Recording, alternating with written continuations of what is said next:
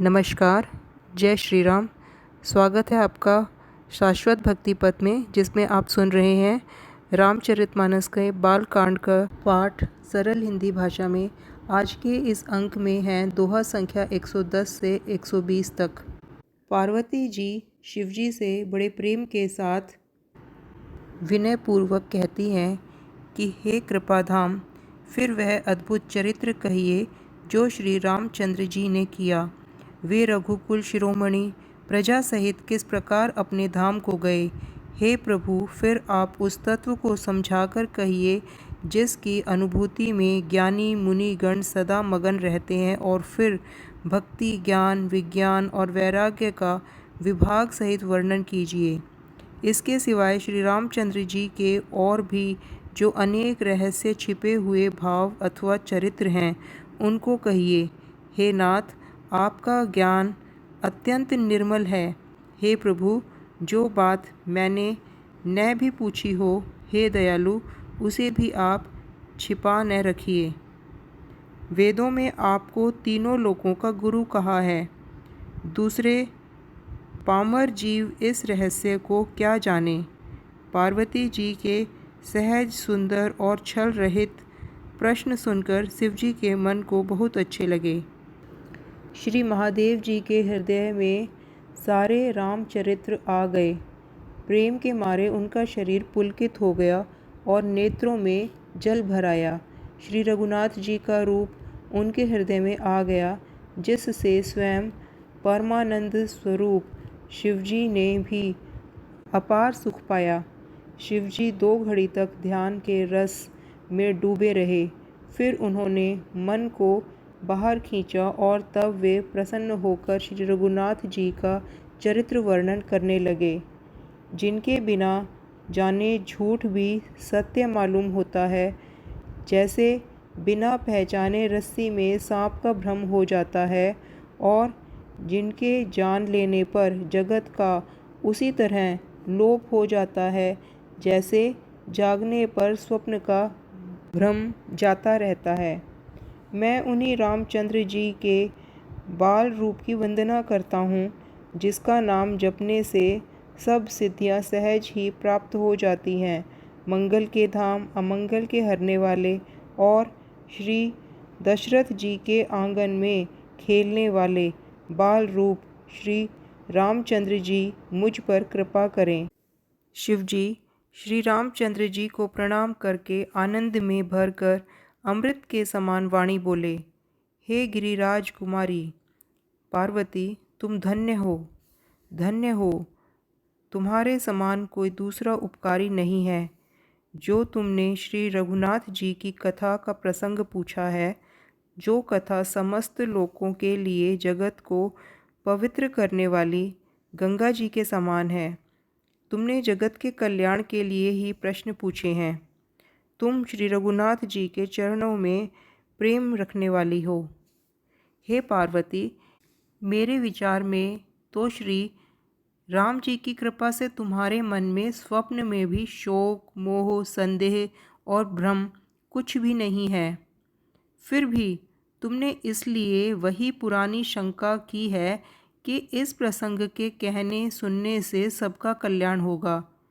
जिन्होंने अपने कानों से भगवान की कथा नहीं सुनी, उनके कानों के छिद्र सांप के बिल के समान हैं।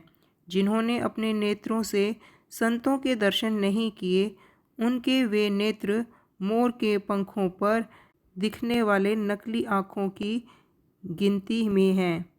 वे सिर कड़वी तुम्बी के समान हैं, जो श्री हरि और गुरु के चरण तल पर नहीं झुकते। जिन्होंने भगवान की भक्ति को अपने हृदय में स्थान नहीं दिया, वे प्राणी जीते हुए भी मुर्दे के समान हैं। जो जीव श्री रामचंद्र जी के गुणों का गान नहीं करती, वह मेंढक की जीभ के समान है। वह हृदय वज्र के समान कड़ा और निष्ठुर है, जो भगवान के चरित्र सुनकर हर्षित नहीं होता। हे पार्वती, श्री रामचंद्र जी की लीला सुनो। यह देवताओं का कल्याण करने वाली और दैत्यों को विशेष रूप से मोहित करने वाली है। श्री रामचंद्र जी की कथा कामधेनु के समान सेवा करने से सब सुखों को देने वाली है और सत्पुरुषों के समाज ही सब देवताओं के लोक हैं। ऐसा जानकर इसे कौन न सुनेगा। श्री रामचंद्र जी की कथा हाथ की सुंदर ताली है जो संदेह रूपी पक्षियों को उड़ा देती है। फिर राम कथा कलयुग रूपी वृक्ष को काटने के लिए कुल्हाड़ी है। हे गिरिराज कुमारी, तुम इसे आदरपूर्वक सुनो। वेदों ने श्री रामचंद्र जी के सुंदर नाम, गुण, चरित्र, जन्म और कर्म सभी अनगिनत कहे हैं। जिस प्रकार भगवान श्री रामचंद्र जी अनंत हैं, उसी तरह उनकी कथाएं, कीर्ति और गुण भी अनंत हैं। तो भी तुम्हारी अत्यंत प्रीति देखकर जैसा कुछ मैंने सुना है और जैसी मेरी बुद्धि है, उसी के अनुसार मैं कहूँगा। हे पार्वती, तुम्हारा प्रश्न स्वाभाविक ही सुंदर, सुख देने वाला और बहुत अच्छा है। परंतु हे पार्वती, एक बात मुझे अच्छी नहीं लगी। यद्यपि तुमने मोह के वश होकर ही कही है। तुमने जो यह कहा है कि वे राम कोई और हैं जिन्हें वेद गाते हैं और मुनिजन जिनका ध्यान धरते हैं, जो मोह रूपी पिशाच के द्वारा ग्रस्त हैं, पाखंडी हैं, भगवान के चरणों से विमुख हैं और जो झूठ सच कुछ भी नहीं जानते, ऐसे अधम मनुष्य ही इस तरह कहते सुनते हैं। जो अज्ञानी, मूर्ख, अंधे और भाग्यहीन हैं, जिनके मन रूपी दर्पण पर विषय रूपी काई जमी हुई है, जो कुटिल हैं और जिन्होंने कभी भी स्वप्न में भी संत समाज के दर्शन नहीं किए और जिन्हें अपनी लाभ हानि नहीं सूझती, वे ऐसे वेद विरोधी बात कहते हैं। जिनका हृदय रूपी दर्पण मैला है और जो नेत्रों से हीन हैं, वे बेचारे श्री रामचंद्र जी का रूप कैसे देखें। जिनको निर्गुण सगुण का कुछ भी विवेक नहीं है, जो अनेक मनगढ़ंत बातें बका करते हैं, जो श्री हरि की माया के वश में होकर जगत में फिरते हैं, उनके लिए कुछ भी कह डालना असंभव नहीं है। जिन्हें वायु का रोग हो गया है, जो भूत के वश हो गए हैं और जो नशे में चूर हैं, ऐसे लोग विचार कर वचन नहीं बोलते। जिन्होंने महामोह रूपी मदिरा पी रखी है, उनके कहने पर कान न देना चाहिए। अपने हृदय में ऐसा विचार कर संदेह छोड़ दो और श्री रामचंद्र जी के चरणों को भजो। हे पार्वती, ब्रह्म रूपी अंधकार के नाश करने के लिए सूर्य की किरणों के समान मेरे वचनों को सुनो। सगुण और निर्गुण में कुछ भी भेद नहीं है। मुनि, पुराण, पंडित और वेद सभी ऐसा कहते हैं। जो निर्गुण, अरूप अर्थात निराकार, अव्यक्त और अजन्मा है, वही भक्तों के प्रेमवश सगुण हो जाता है। जो निर्गुण है वही सगुण कैसे है? जैसे जल और ओले में भेद नहीं है, दोनों जल ही हैं, ऐसे ही निर्गुण और सगुण एक ही है। जिसका नाम भ्रम रूपी अंधकार के मिटाने के लिए सूर्य है, उसके लिए मोह का प्रसंग भी कैसे कहा जा सकता है। श्री रामचंद्र जी सच्चिदानंद स्वरूप सूर्य हैं। वहाँ मोह रूपी रात्रि का लवलेश भी नहीं है। वे स्वभाव से ही प्रकाश रूप हैं, भगवान हैं। वहाँ तो विज्ञान रूपी प्रातः काल भी नहीं होता, अर्थात ज्ञान रूपी रात्रि हो तब तो विज्ञान रूपी प्रातः काल हो। भगवान तो नित्य ज्ञान स्वरूप हैं। हर्ष, शोक, ज्ञान, अज्ञान, अहंता और अभिमान, ये सब जीव के धर्म हैं।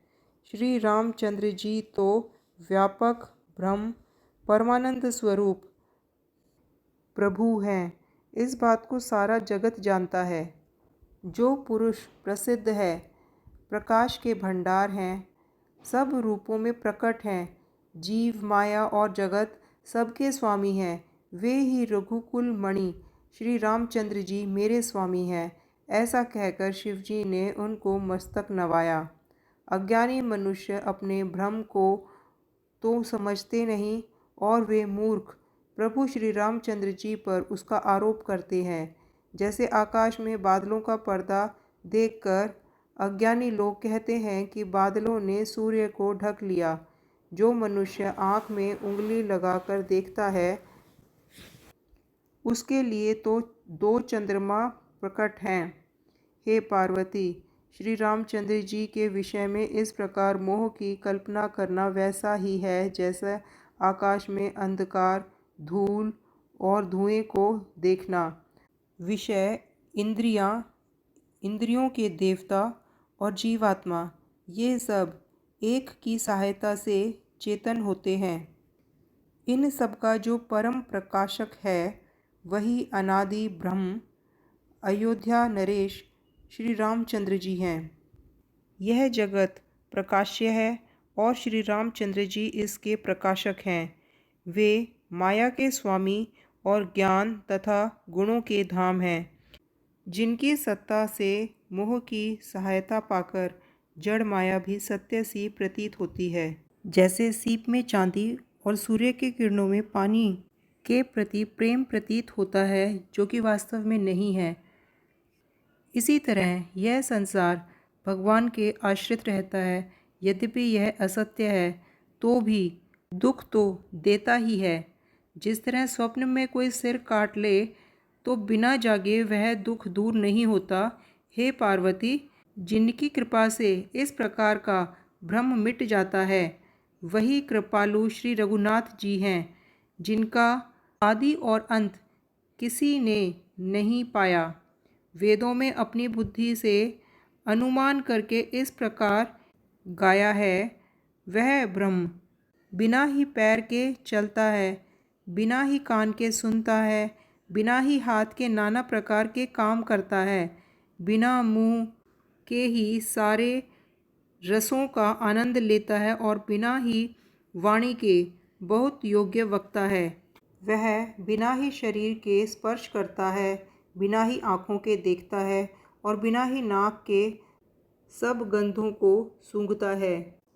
उस ब्रह्म की करनी सब प्रकार से ऐसी अलौकिक है कि जिसकी महिमा कही नहीं जा सकती, जिसका वेद और पंडित इस प्रकार वर्णन करते हैं कि मुनि जिसका ध्यान धरते हैं वह दशरथ नंदन भक्तों के हितकारी अयोध्या के स्वामी भगवान श्री रामचंद्र जी हैं। हे पार्वती, जिनके नाम के बल से काशी में मरते हुए प्राणी को देखकर मैं उसे शोक रहित कर देता हूँ, वही मेरे प्रभु रघुश्रेष्ठ श्री रामचंद्र जी जड़ चेतन के स्वामी और सबके हृदय के भीतर की जानने वाले हैं। विवश होकर भी जिनका नाम लेने से मनुष्य के अनेक जन्मों में किए हुए पाप जल जाते हैं, फिर जो मनुष्य आदरपूर्वक उनका स्मरण करते हैं वे तो संसार रूपी समुद्र को गाय के खुर के समान बने गड्ढे के समान पार कर जाते हैं। हे पार्वती, वही परमात्मा श्री रामचंद्र जी हैं। उनमें संदेह करना, तुम्हारा ऐसा करना अत्यंत ही अनुचित है। इस प्रकार का संदेह मन में लाते ही मनुष्य के ज्ञान, वैराग्य आदि सारे सद्गुण नष्ट हो जाते हैं। शिवजी के संदेह नाशक वचनों को सुनकर पार्वती जी के सब कुतर्कों की रचना मिट गई। श्री रघुनाथ जी के चरणों में उनका प्रेम और विश्वास हो गया और कठिन असंभावना जाती रही। बार बार शिवजी के चरणों को पकड़कर और अपने कमल के समान हाथों को जोड़कर पार्वती जी मानो प्रेम रस से भरे हुए वचन बोलीं। आपकी चंद्रमा की किरणों के समान शीतल वाणी सुनकर मेरा अज्ञान रूपी शरद ऋतु की धूप का भारी ताप मिट गया। हे कृपालु, आपने मेरा सब संदेह हर लिया। अब श्री रामचंद्र जी का यथार्थ स्वरूप मेरी समझ में आ गया। हे नाथ, आपकी कृपा से मेरा विषाद जाता रहा और आपके चरण के अनुराग से मैं सुखी हो गई। यद्यपि मैं स्त्री होने के कारण स्वभाव से ही मूर्ख और अज्ञानी हूँ, तो भी आप मुझे अपनी दासी जानकर, हे प्रभु, यदि आप मुझ पर प्रसन्न हैं तो जो बात मैंने पहले आपसे पूछी थी वही कहिए। यह सत्य है कि श्री रामचंद्र जी ज्ञान स्वरूप हैं, अविनाशी हैं, सबसे रहित और सबके हृदय रूपी नगरी में निवास करने वाले हैं। फिर हे नाथ, उन्होंने मनुष्य का शरीर किस कारण से धारण किया? हे धर्म की ध्वजा धारण करने वाले प्रभु, यह मुझे समझाकर कहिए। पार्वती के अत्यंत नम्र वचन सुनकर और श्री रामचंद्र जी की कथा में उनका विशुद्ध प्रेम देखकर तब कामदेव के शत्रु स्वाभाविक ही सुजान कृपा निधान शिवजी मन में बहुत ही हर्षित हुए और बहुत प्रकार से पार्वती की बड़ाई करके फिर बोले, हे पार्वती, निर्मल रामचरितमानस की वह मंगलमयी कथा सुनो जिसे काकभुशुंडी ने विस्तार से कहा है और पक्षियों के राजा गरुड़ जी ने सुना था। वह श्रेष्ठ संवाद जिस प्रकार हुआ वह मैं आगे कहूँगा। अभी तुम रामचंद्र जी के अवतार का परम सुंदर और पवित्र चरित्र सुनो। श्री हरि के गुण, नाम, कथा और रूप सभी अपार, अगणित और असीम हैं। फिर हे पार्वती, मैं अपनी बुद्धि के अनुसार कहता हूँ, तुम आदरपूर्वक सुनो। जय श्री राम।